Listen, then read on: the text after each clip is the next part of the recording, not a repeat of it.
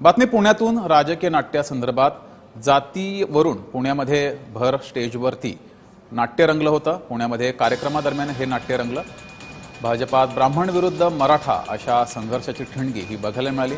मेधा कुलकर्णी आणि अभिमन्यू पवार यांच्यामध्ये वाद झाला, त्यानंतर दोघांनी या संदर्भात प्रतिक्रिया सुद्धा दिलेल्या आहेत।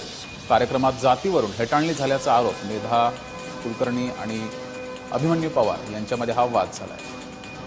त्यानंतर मेधा कुलकर्णी या कार्यक्रमातून निघून गेल्याचं सुद्धा बघायला मिळालं।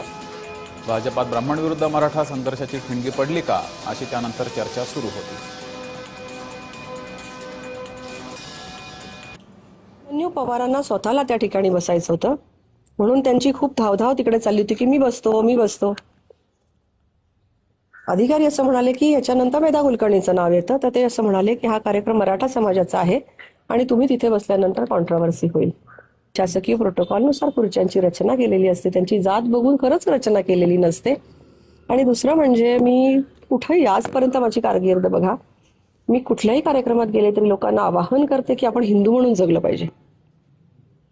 जातीचा विषय आला कुठे? ताईंचा गैरसमज झालेला आहे।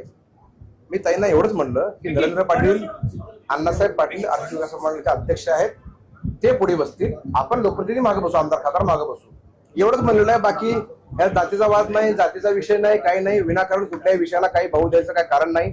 मी ताईंनाही पुन्हा विनंती करतो की मी काय बोलले तुम्ही नीट आठवून बघा।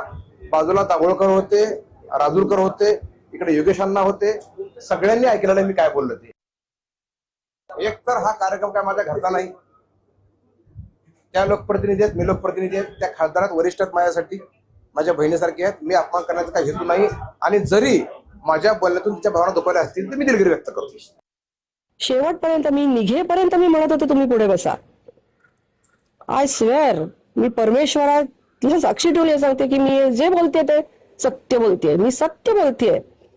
मला याच्यातून काहीही फायदा नकोय। मी खरंच खूप चांगल्या मनाने गेले होते। मी हा विषय शांतपणे घेतलाय। मी माझ्या कामासाठी परत पुढच्या कार्यक्रमाला मी रुजू होणार आहे। मी हा विषय सोडून पण दिलाय। मी अजूनही अभिमन्यूजींना माफ करते, मी कुठेही जाणार नाही त्यांची तक्रार करायला। मला फक्त एकच अपेक्षित आहे की त्यांनी आत्मपरीक्षण करावं। आपण जाती विसरू ना, तेव्हा देशाला पुढे घेऊन जाऊ। अधिक माहिती घेऊया, आपले प्रतिनिधी प्रीतम पुरोहित आपल्यासोबत जोडलेत। प्रीतम, व्यासपीठावर हे नाट्य रंगलं, त्यानंतर आमदारांनी माफी मागितली, खासदारांनी माफ सुद्धा केलेलं आहे, त्यांच्या प्रतिक्रिया सुद्धा समोर आल्यात। मात्र नेमकं काय घडलेलं व्यासपीठावर? जगदीश, खरं तर आपल्याला माहिती आहे की आज छत्रपती शाहू महाराज यांची जयंती आणि या जयंतीला अनुसरून सारथीने कार्यक्रम जाहीर केला। कार्यक्रम काय होता तर मराठा विद्यार्थी ज्यांनी लोकसेवा आयोग आणि राज्यसेवक आयोगामध्ये घवघवीत यश संपादित केले त्या विद्यार्थ्यांचा पालकांसह सत्कार करण्यात आला। तो कोणाच्या हस्ते तर मुख्यमंत्री, कारण मुख्यमंत्र्यांच्या पहिल्या टर्ममध्येच या सारथी कार्यालयाचं उद्घाटन झालं, जेणेकरून विद्यार्थ्यांची उन्नती प्रगती व्हावी आणि ते लोकसेवा नाट्य रंगलं होतं। जातीवरून या ठिकाणी नाट्य रंगले अशी चर्चा आहे। हो, नाराजी नाट्य वगैरे काही नाही। जर स्टेज जर बघितलं तर त्याप्रमाणे प्रोटोकॉलप्रमाणे सगळ्या खुर्च्या मांडल्या होत्या।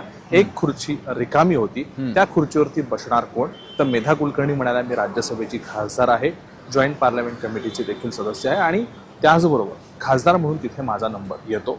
दुसऱ्या बाजूला अण्णासाहेब पाटील, ते महामंडळाचे अध्यक्ष पाटील होतात, त्याचबरोबर अभिमन्यू पवार ते आमदार देखील होते आणि ते देखील तिथं बसण्याला इच्छुक होते। खरं तर मुख्यमंत्र्यांसोबत लाईनीमध्ये बसण्याची सगळी धडपड होती आणि याच्यामध्ये नाराजी नाट्य काही नाही, आपापसातले वाद जे आहेत तेच तिथं समोर उफाळून आले। ज्या पद्धतीने नंदुरबार असेल, चंद्रपूर असेल किंवा यवतमाळ असेल या ठिकाणी आणि अमरावती असेल या ठिकाणी भाजपच्या अंतर्गत वाद आहेत, ते स्पष्टपणे उघडपणे होतात। मात्र काही सुप्त वाद आहेत ते आज पुण्यातील कार्यक्रमामध्ये दिसून आले। त्यामुळे भविष्यामध्ये भाजप अशा सर्व लोकांचा निश्चित बंदोबस्त करेल। ठीक आहे प्रीतम, तुम्ही असेच जोडलेले राहा।